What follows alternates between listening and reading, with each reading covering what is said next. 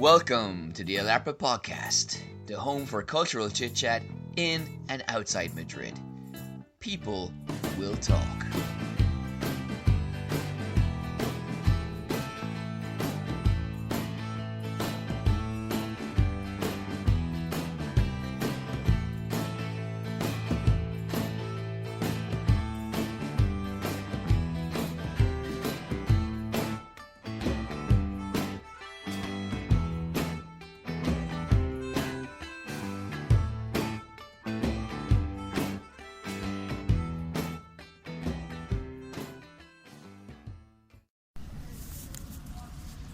Welcome to the latest episode of the Alarpa Podcast. Thank you very much for joining us. Mary, how are you doing? Very well, thank you. Good. That's part one. We'll talk to you in part two. Okay, let's flesh this out a little bit. We know these people listening want some banter. So, you are going to be dancing Bollywood in the July weekends. 3 dances.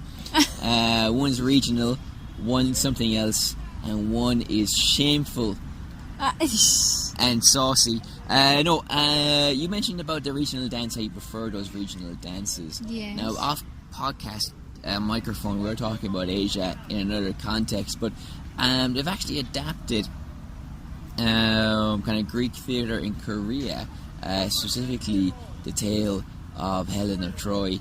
And they've used it to talk about the Indochina War, and also it's been used to tell the story of the Japanese occupation of Korea, because as you probably know, historically and even today, there is a lot of controversy over the idea of comfort women, women forced into prostitution for the Japanese soldiers, and the bone of contention is between those two governments now is, well, the degree of coercion and the degree of willingness. To tell those controversial stories, they've used Greek theatre to tell that, because they said, well, traditional Korean theatre and traditional Greek theatre talks about big emotions, epic things, which I think a lot of ancient structures do anyway, so they're probably very transferable. But for other reasons, I'm not familiar that much with the mechanics of Korean theatre.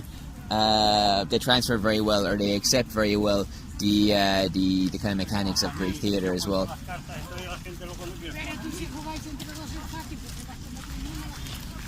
So, sorry, a bit of a pause there. There's 50 million old people walking past us for some reason.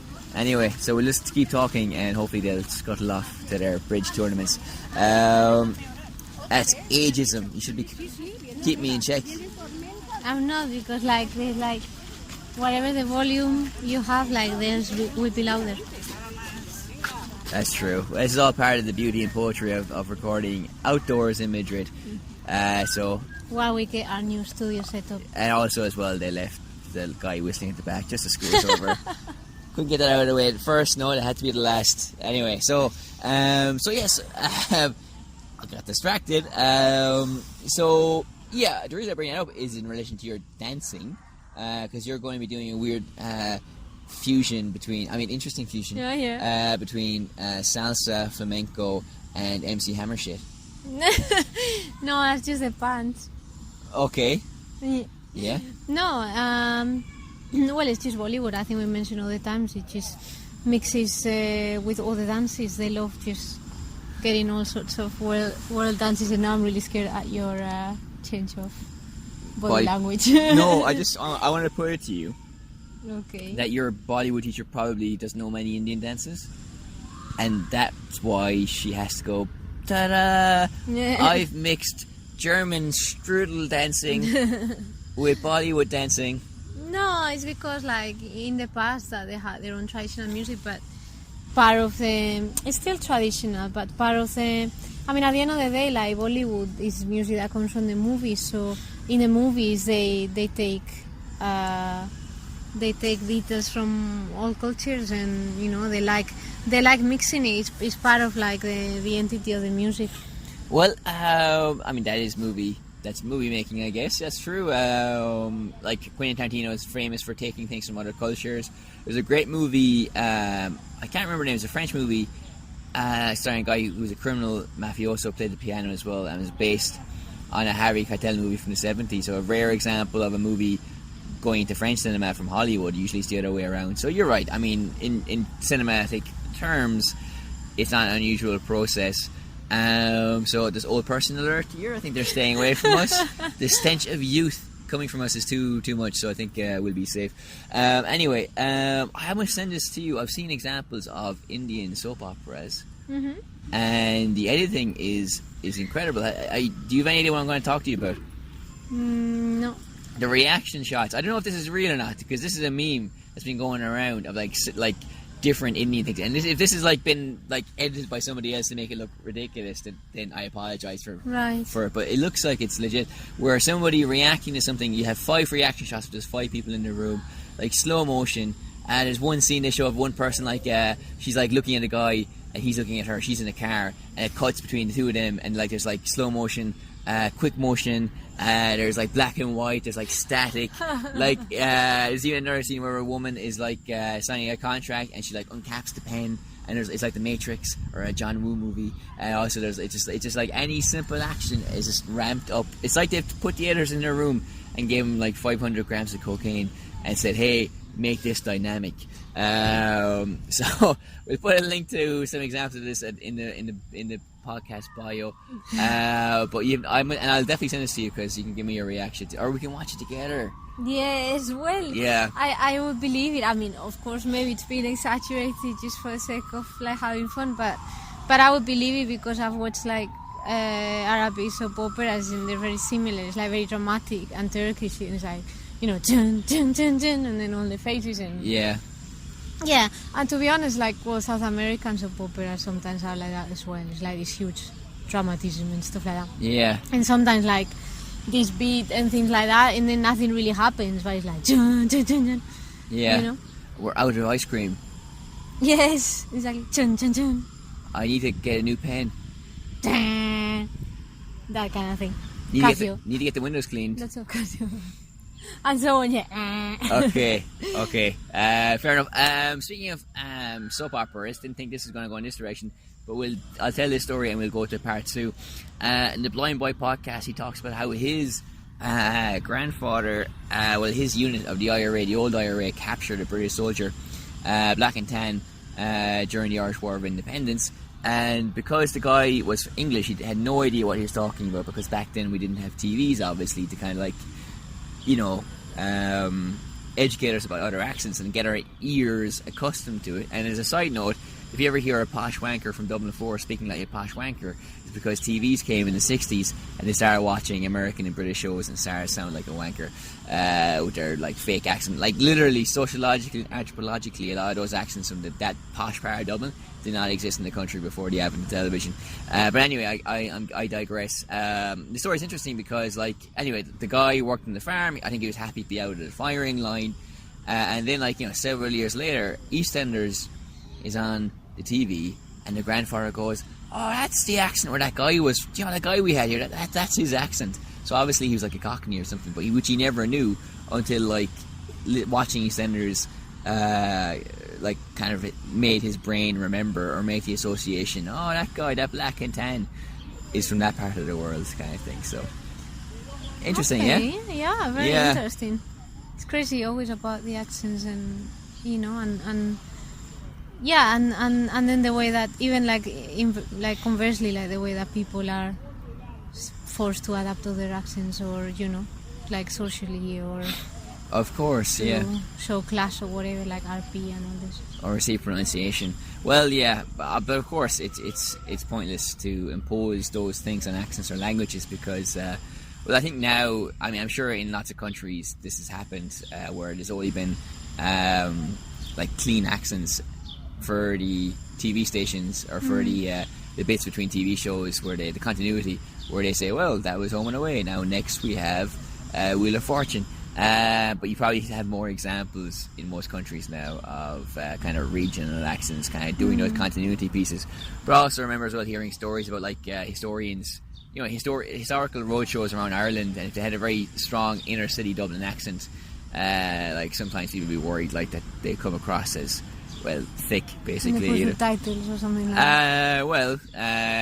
Yeah, more or Because less. sometimes they do it on Spanish TV. Really? Well, no, but this is like roadshows, so they're actually there in person. So, Yeah. but then you have the famous examples of Train Spotting being subtitled in America, but Really? but that's not because of a class thing. That's because of not being able. Well, yeah, not really being exposed to that accent. But yeah, it is shameful that you have those kind of biases against regional accents still. And it's funny to think of Dublin, that being a regional accent. But as I said, you have the D4 kind of posh accent or a neutral accent, or the West Midlands is how people would describe Terry Wogan, which is the center of the country. But yeah, the inner city would be kind of considered kind of like scummy or something like that. That's not what I think it is, but sometimes people are worried that if you sound like that, you sound like a ne'er-do-well. So there. This was part 1. That's part 1. Oh no! Hey. I forgot to get orange juice in the supermarket. Okay then. Let's go. Indian dramatic music. Dun, dun, dun. And that was part 1. Okay, we'll be back for part 2.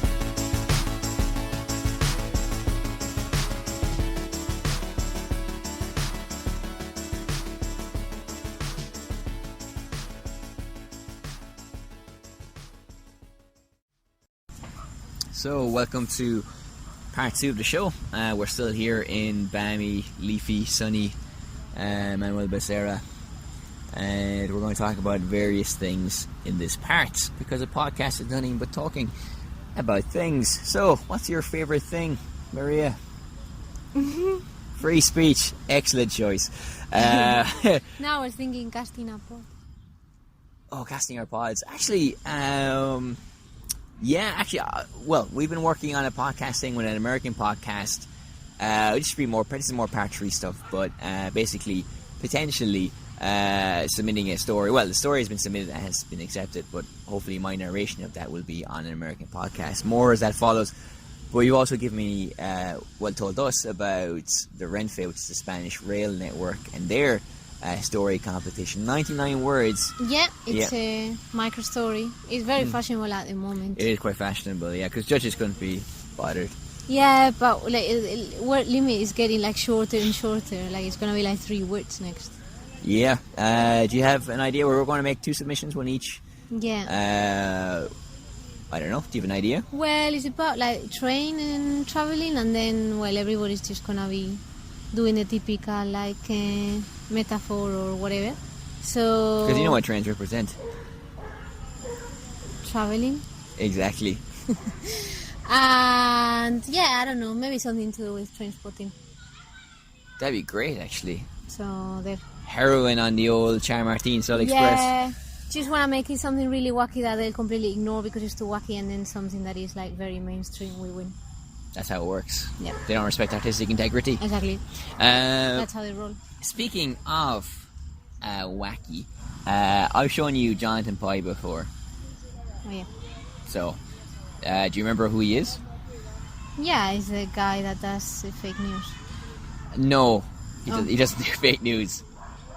That's an important distinction. No? Fake news is what Fox News does. No, but I mean like he sort of like pretends he's doing a report. Yeah. But it's not a real report, but it looks like it's real. Yeah. And it's kind of like a criticism on fake news. Yeah, well, yeah, okay. More or less. Well, Yeah. I go there eventually. You got there eventually. So, yeah, exactly. You weren't too impressed by his performance, I guess, in the one video that I've shown you. More impressed by the people who kind of go, hey, there's a guy shouting at the camera here in the background. Maybe it wasn't my best moment, but no, I just wasn't sure like what to expect, so I was a bit confused as to Maybe I should have said what it I more. was watching, yeah. I'll show you a couple more. I think Okay. it'll make sense. But yeah, the shtick is that he does a report to camera, like very neutral, and then like when they're back in studio doing another thing and he's waiting for a word to come through for him to say something else or do something else, he kind of talks to the person back in studio like about that story, but in a very raw and very honest way. So if he says like, and the Tories have apologised unreservedly for the immigration debacle, like what's been happening there, and then he'll go, yes, because if you're not white, you're not fucking English, are you? And like that's when he's like not doing the piece of the camera, he's just talking to the person back in studio. So yeah, so the real report prefaces his actual opinion about the emerging story. For example, as he's left wing, he's liberal, and he's quite critical of the Tories, and we've spoken about this in a previous podcast about those kind of immigration things and the Enoch Powell situation as well. So politically speaking, he is a great guy. I think also why he's doing this, he's an out-of-work actor. He just needed a gig, so he decided to create a gig for himself. And as in terms of the equipment that you need and the budget, it seems like you don't need much. It's low cost. No, it's just him, a camera, a suit, and an earpiece, which could be like Yes. one half of a Sony Walkman earphone dangling into his sleeve. So, but no, why is fascinating? I think I haven't sent this to you, but I would recommend you checking it out because Owen Jones meets people. He met after the Grenfell Tower fire. He met Frankie Boyle. That was a very interesting chat. And basically, people suggest people for him to talk to, and very often it's people they think he's not going to agree with entirely, and that's kind of what happened when he met Jonathan Pye, for example, because nominally they're both left wing, and so there's more in common between them than that isn't, for example. But they had, for example, we had the plague of the old people in the first cards. No, the plague of the dogs. And the dogs. So dogs don't care about free speech, just free pedigree chum. So yeah. I don't know what the Spanish brand of that is, but Pedigree Amigo or something, is it? Whiskas, no? Ah, no, that's for cats. Maria, I don't know. the pet owner. I don't know. Yeah, you can tell I only have a 10 rabbit, that's why. Oh, and the hamster with the big bollock. Anyway. That's for another podcast. It's for our X-rated podcast. Yeah. Who would be... I can't remember the human equivalent of the hamster, but I'll find it. Okay, that well-endowed hamster. Anyway, so back to free speech. So like Owen Jones comes from it maybe in a more absolute sense, and we do live in an absolute society, or a society of absolutes, of extremists and of extremes. So like basically the basic division between them was like there can't be any slander or homophobic comments because that's completely wrong. And of course Jonathan Pye thinks that as well. I mean, we all think that. Any rational person would say, anything that's like racist or homophobic is wrong inherently. But what Jonathan Pye would say, like, they still have a right to say it, but that doesn't mean we have to support it, but they have a right to say it, because that's what freedom of speech is. Because he says the flip side of that is if they don't have the right to say that, what we're seeing now is that if you don't agree with a person's opinion, you become like the antithesis of that opinion. So if you don't agree fully with a feminist piece, you become a misogynist. And he's been called a misogynist recently because like there's a report in the paper about how women earn I can't remember the exact numbers, but a lot less than men in Ryanair. But he says, but that's not the full picture, because most of the pilots are men and most of the women are doing other jobs. Now that's not to say that there aren't issues there, or that like there can't be more done to kind of make the pay more representative of the work they're doing and to make it fairer. But like if you kind of like want to even open up that nuanced conversation, people don't want that. They shut you down and say misogynist, fascist, and all those kind of things, for example. And that's the problem with society now at the moment, because like, because there's two problems. Like, the first problem is that problem there, that like people will shut you down by calling you that name, but also people who are on the right will kind of like maybe jump on you and go, yeah, he's right, he's on our side, which is absurd, because like even though Jonathan Pye might be, for example, if Owen Jones is a 10 on the left scale and 1 is like fucking, you know, Breitbart News and Trump and right wing, all that bollocks, maybe like he's well, I mean, he's a 10, I guess. John Pye's a 10, but like maybe on some issues he's more like a 7, or maybe an 8 or a 6 or 6.5, for example. So he's still closer to Owen Jones than he is to the right wing, but the right wing will jump on that kind of like nuance and say, well, actually he's saying what we're saying, for example, and he's kind of criticizing like identity politics and why that's not particularly helpful, while Owen Jones would kind of like believe, well, you know, identity politics is who we are, because he's from the standpoint that we live in a very fundamentally patriarchal and misogynist society. I don't think Jonathan Pye believes that. Personally, I don't believe it either. I think that's too far. I think that's too damning of men and too condescending towards women. Like, I think there's obviously specific things that need to be addressed in terms of inequality between the genders, but the narrative that, you know, that some Western societies are fundamentally patriarchal and misogynist, you know, I don't really go along with as well. So, but again, if you kind of try and nuance that debate or that conversation, I think it leaves you open for some people to say, you know, you're a sexist, for example. So I think even though Owen Jones is a journalist, he came off a little bit worse in that like little debate. It's a Guardian video, you can find it online. And Jonathan Pye did very well to kind of argue the point that that there needs to be nuance. Also, another issue is that like the right wing, I mean, you have people like Milo Yiannopoulos, that kind of Greek guy. You have like the new kind of fucking love child of the right wing, what's his name, Jordan Peterson, and Ann Coulter over in the States. All these kind of like fringe right wing people who feel like that they don't get a say in things, or they're being excluded from the mainstream debate, and they feel kind of victimized, and so they set up their kind of extreme right wing think tanks or conventions or conferences so they can kind of get their ideas out, for example, which is kind of like another problem with free speech, I think, because they think people not accepting what they're saying as a lack of free speech, but really they have the free speech to say whatever they want, and we as a society have the right to say, no, that is misogynistic, sexist, racist, that's not it's not fair to have those opinions, for example. So I think there's a real misunderstanding fundamentally of what free speech is, for example. So this actor, you know, Jonathan Pye, I think he kind of helped kind of illuminate that a little bit in his exchange with Owen Jones. So now would you respect him a little bit more? Teeny weeny bit more? No, I shall see more examples. Just that one like caught me off guard. But well, I would agree with what you say. I think like another nuance to be made probably is to do with like public office. Like I think, you know, I think there's a limitation there to the things that there's a limitation to free speech there. I think because like I think if you hold like some public office, there are certain things that you shouldn't express. Okay, interesting.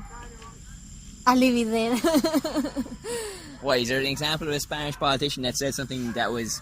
Well, Spain doesn't apply because like in Spain, like people say like things they shouldn't say every day, you know? Yeah, and I'm not talking free speech, I'm talking like, you know, like offensive, whatever. But do you think... Okay, so to go back to your previous point then, I mean, you think they shouldn't say things that, okay, if they said it, you would agree with, but you think a politician shouldn't be saying things so unfettered or undiluted? I think like people in public office need to have like two personas, you know, like one is like the private person and the other one is the one that represents other people. So in as far as like you represent other people, I don't think you should like make personal opinions about not personal opinions, like obviously like your policies, hopefully they're supported by your real opinions, but I think there are certain, well, I think like, you know, you there are certain things that you can keep for yourself. It's like when you're, I don't know, like the same way as you would say certain things in front of your friends, but not to the world. I don't know. Well, yeah, it's always hilarious that like parties like UKIP and BNP always try to play that game of having a very clean public image, and then like 2 days after they kind of say how committed they are to that.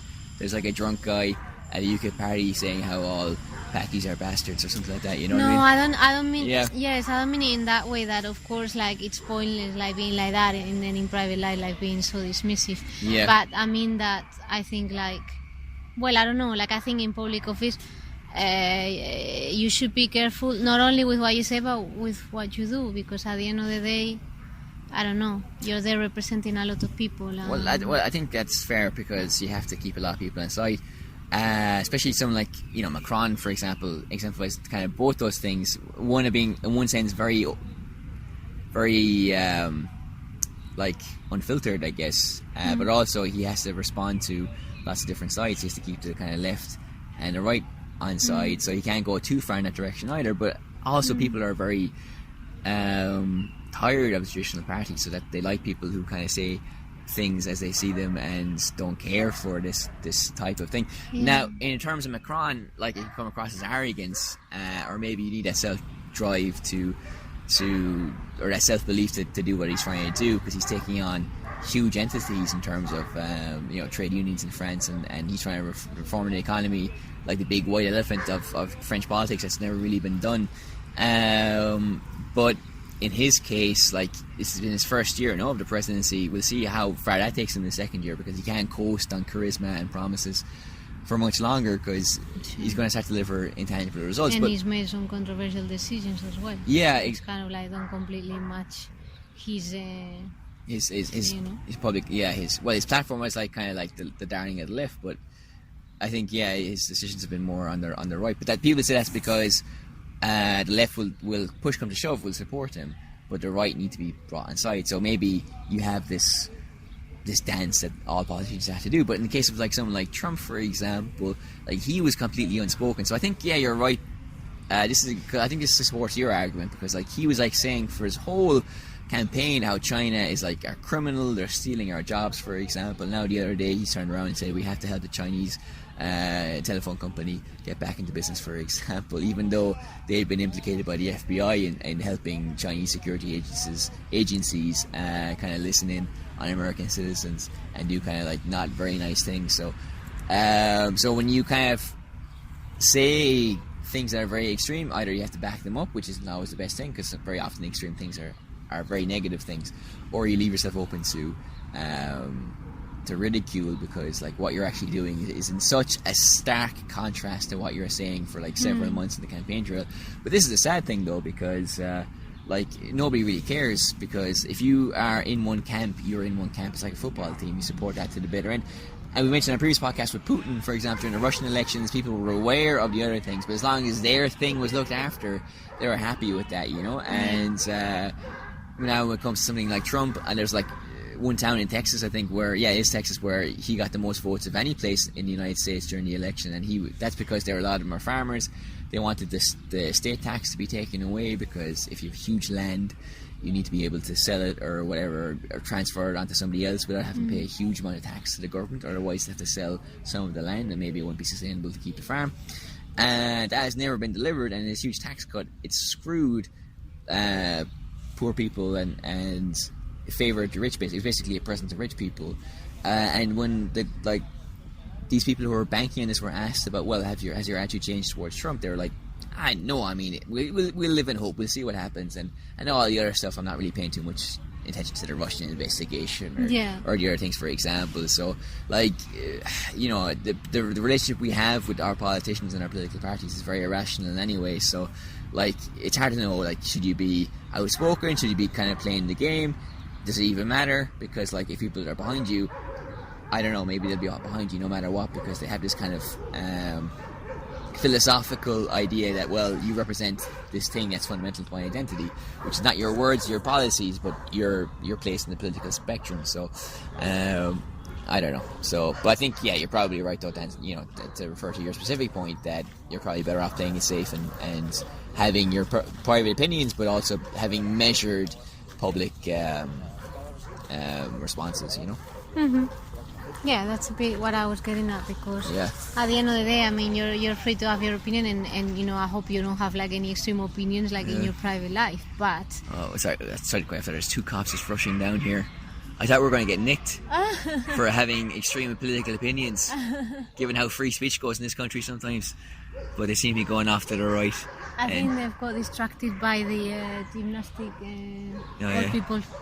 That's it. I think they're greeting the sun. So I'm sure some drug dealer's going to get his head bashed in a second. But okay, so yeah, continue, please. No, just that, you know, like I think you just have to.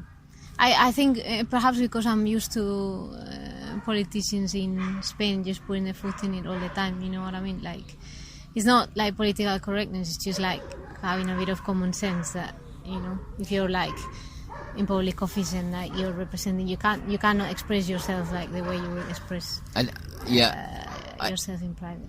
I think most people would go along with that. I think what annoys people is when something happens, like a tragedy or mismanagement, or somebody makes a mistake in terms of like health screening, or the police, you know, screw the pooch in a way, and there's always like a government statements we categorically deny, or we express our sincere regrets that this happened, and we'll undertake an internal review to make sure it never happens again, for example. So the official speak, I think, turns a lot of people off, because I feel like there's never really a personalization or acceptance maybe of guilt, but indeed that's in exceptional circumstances. In the day-to-day running, or maybe not so exceptional circumstances, but in the day-to-day running of a government, it's probably better that they're more measured. Because I think if you look at like Ireland, for example, I think Irish politicians in the south have historically been very measured in how they've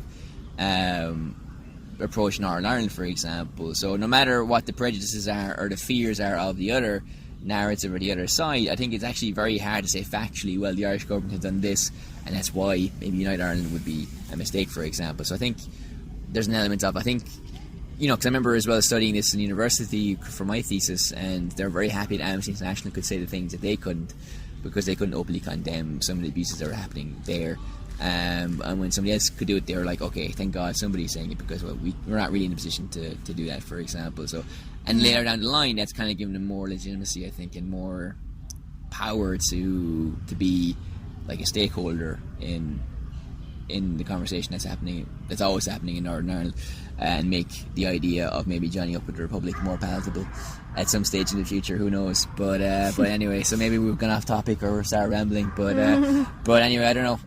Of all the other many topics that we wanted to talk about, well, we've run out of time, I think. So there's always more podcasts. So that's part 2. You can join us for part 3, and you'll hear more Indian segues from Maria then.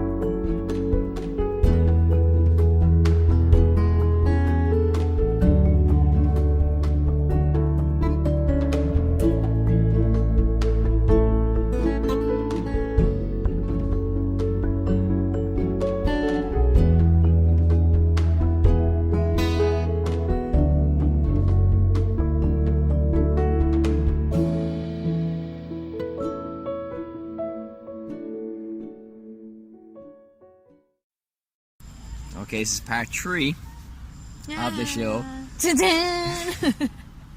Joke's all now, Maria. Okay. Come on. Kill the joke. What's the deal with email chains emailing you if you never open your email saying, hey, do you want to still get emails from us? Do they genuinely want to know? Oh, yes. Or are they like manipulating you?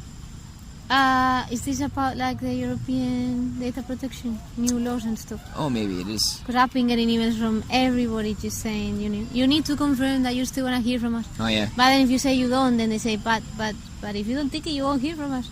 Okay. So then in the end you have to take it anyway. No, I've heard, there's a few, I haven't bother responding to, and I haven't heard from her since. So, Yeah, it's that you have to say you accept the changes. Yeah. Some European new whatever. European Union. New European law or something like that. No wonder there was a Brexit. Over-regulation, bureaucratic nonsense. Yeah. British royal wedding. Grrr, can't wait. Yeah. Not well. I've seen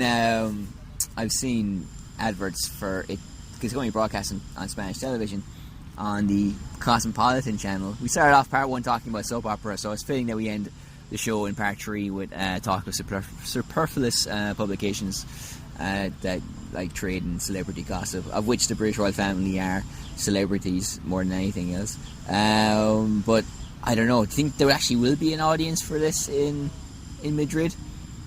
Oh well, just the same sad people that they look at it for like the Spanish royals or whatever. Yeah. Well, no, a lot of people just want to see what the dress is like and things like that. You have a feeling it's going to be white. Well, you never know.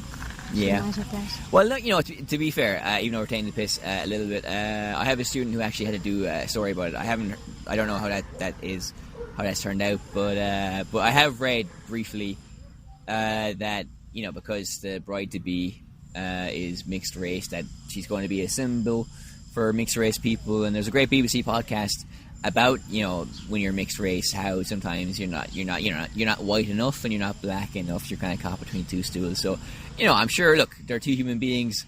I'm sure they have a happy life. But symbolically, I think if there's something positive like that for people who are mixed race and they can see something positive and there's a role model there, that's kind of cool. That is good. But all the fact is, royal family weddings and celebrities and all that bollocks obviously is. I couldn't have put it better myself. Thank you so much for finishing that sentence. So you are off to Switzerland tomorrow. Oh yes. You're going to meet Infantino, president of UEFA. Yes, I'm there on business. Yeah, you are going to make a great push for taking the World Cup away from Qatar. Yes. That's my bid. No, it's going to be an Ireland joint Irish-Spanish bid. Semi-finals in Ireland, in Dublin, final in Spain. So we've actually learned some interesting stuff about the Bernabeu. The app should be launched at the end of the month. So if you want to hear our factoids about the Bernabeu, you can download that app more as that comes in. But I think there's not really much else, is there? No, not much else. Okay, so find us on elarpamedia.com. That's the website. elarpa1 is our Twitter. elarpa media is our YouTube and Instagram handle. And the tour if you're in Madrid. If you're in Madrid, the tour will also be happening at the end of the month. But we'll tell you more about that as well. Find us on Patreon and also veer.tv, where we'll be uploading more 360 videos. And we have a new video launching, kind of talking about our latest 360 video as well. Effectively a behind the scenes. So that's it. Ta-da! Thank you very much. Bye-bye. Bye.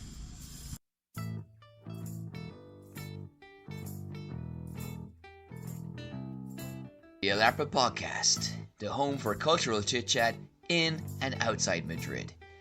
People will talk.